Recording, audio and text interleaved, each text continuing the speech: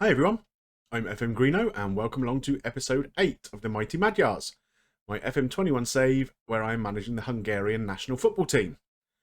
So if you caught the last episode, you'll have seen we played out a very creditable 1-1 draw with Germany away from home in Berlin in our first World Cup qualification game. And if you look over here on the right hand side at the match events, you'll see that we were leading for the vast majority of that game. We played a very defensive counter-attacking formation, which was doing really well. We scored a goal and we were backs against the wall, just defending. Unfortunately, in the very last minute, heartbreak, and we let in a goal. But anyway, coming away from with a point from Berlin, more than happy with that. Today, though, different proposition. We are up against Azerbaijan, a game we would expect to be winning in Budapest. So let's go and see how we're set up for the game. So you can see I'm remaining faithful to this 4-3-3 formation. I think really works quite well with this Hungarian side. But we are going a lot more positive with a positive gegenpress. Against Germany, we were a lot more cautious. We were counter-attacking. We didn't really have any attacking intent in the side as such. But here we have Szoboszlai moved back into a Mazzala role. He's going to get here, there and everywhere with an attacking mentality and hopefully cause some havoc for the Azerbaijan team. Good news is we have Nagy and Kadar back, who are both suspended for the Germany game. So they're fresh and they come straight back into the team. That means Orban can move back to his favoured centre-back role. One player we're going to have to keep a little eye on here is Shaloi. His condition isn't great. He hasn't recovered that well after the game. But I have discovered now that you're allowed 5 substitutes in these group games. So I think we'll be taking full advantage of that as condition drops off later on. Let's get into the game. So here we are in Budapest, ready for the game against Azerbaijan. And a quick look at their team, you can see it here. They're playing a very kind of defensive 4-4-1-1 formation. So they could be a little bit difficult to break down, but hopefully we've got enough creativity in our midfield and front line to be able to do something about that. Of course, we have the battering ram of Shaloi up front, and he's possibly not the best kind of option for a game like this. As you can see, we're not really achieving a lot in terms of highlights. We're having quite a lot of shots. We're dominating possession, but nothing yet in terms of anything highlight worthy. And it looks like we're going to make it all the way through to half time without a single match highlight. That's a bit of a worry. So this could be a very short episode. Let's get into the dressing room. Our XG is much higher than theirs. We need to motivate the guys a little bit. We're the favourites here. Give the fans performance to cheer for. That's done nothing. So let's tell them that they've got the ability to make a difference. Midfielders, the same. Attackers, yeah, we'll do the same. Pump our fists. Get out there and do it. And let's send them out for the second half and see if we can do anything to break this side down. So this is what a football pitch looks like. You didn't see it in the first half. Actual kickoff highlight. Is it going to lead to anything? Kadar up to Shaloi. Kadar overlapping here. So this is something you'll notice obviously different from the Germany game. We have overlapping fullbacks or wingbacks, and it's paid dividends. 30 seconds into the second half. Kadar on the overlap. Gets a very good cross in.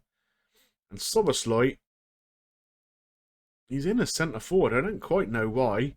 Our big lumpy target man is hanging around on the edge of the box, and Szoboszlai's getting on the end of that. But it's worked, and we are a goal up. So now I don't really mind if we don't see another highlight for the rest of the game, to be honest. That would suit me nicely. I'd take a 1-0 win. We do have a highlight here, though. Kadar with a long throw. Cleared. But we will pick up the ball and recycle it through Kecskes. Shaloi on the left. What an unusual ball that is. But Nagy finds Kalmar, who hits it. And what a goal. That's an excellent effort from, 25-30 yards? And a very unusual celebration from Kalmar there. A kind of static roly-poly. But yeah, he just hit it, turned, he had the space, and what a finish that was. And so that puts us 2-0 up. 64 minutes gone. Azerbaijan knocking the ball around here. They look long, but Kecskes picks up the ball. Unfortunately, Nagy gives it away. And they are through, and Gulaci makes a good save. So I think it's time to make a change or two. I know there's some condition issues in the side right now. There's a lot of these very, very tired players out there. They played 2 games in very quick succession. So, of course, Sobosloy is tired. I think we might bring Fulop on for him. And we will swap him and Kalmar around. And Nego is tired. We can bring Beshet on for him. And we'll make one more change at this point. I think one of our wide players. Let's take out Shaloy and bring on Kevin Varga. So with 20 minutes to go, we do have the opportunity to make a couple more changes. So I think we will do that. I'm not really expecting too much more out of this game. I think we'll just play it out as a 2-0 win. I'm not going to chase more goals. And hopefully we'll be solid enough at the back. Let's bring Nikolic on though, just because Saloy is a bit tired. And somewhere in here we're going to make a change. But everyone's playing quite well, to be honest. So I don't really want to disrupt things, but let's take Orban off and give Lang a little run out. And so 10 minutes to go in the game. Not much happening. Pretty happy with that. We're in the last minute of the 90. Varga to full up. Kadar still overlapping. He obviously has a little bit left in the tank. Finds Varga, but he can't finish. A good strong challenge. And there we are. It finishes 2-0 in Budapest.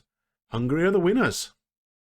So let's take a look how that pretty comfortable victory sets the group up. So we are currently sitting top after 2 games. Wales are a point behind us, but with a game in hand, only having played 1 game. But I think the story of the group so far is Germany. So obviously we drew 1-1 there in our opening game. And while we were beating Azerbaijan today, they were away in North Macedonia and could only pick up another draw. So they're 2 games in and only have 2 points on the board. So it's making me wonder, is top spot in this group available for someone other than the Germans? Could well be. Well, that puts an end to our World Cup qualification campaign for now. We'll be back with more of that in later episodes. But coming up next is the European Championships. So you can see I've got a few friendlies in beforehand, but we're not going to bring you those on camera. They're just going to be where I try out a few things, maybe a few fringe players before I settle on the 23-man squad. But the focus of our next episode is going to be that opening game against Turkey. Well, I hope you enjoyed today's episode. A fairly standard 2-0 win against not the strongest opposition in Azerbaijan, but 3 points on the board is always welcome. If you did enjoy it, please drop a like on there for me, and any comments you got about this episode or the series as a whole, I would love to see them below. Of course, if you're not yet subscribed to the channel, please do so. There's a lot of great content coming up from FM21, this Hungary save. My Newcastle save is just about ready to wrap up, and then the Greeno tour will be beginning.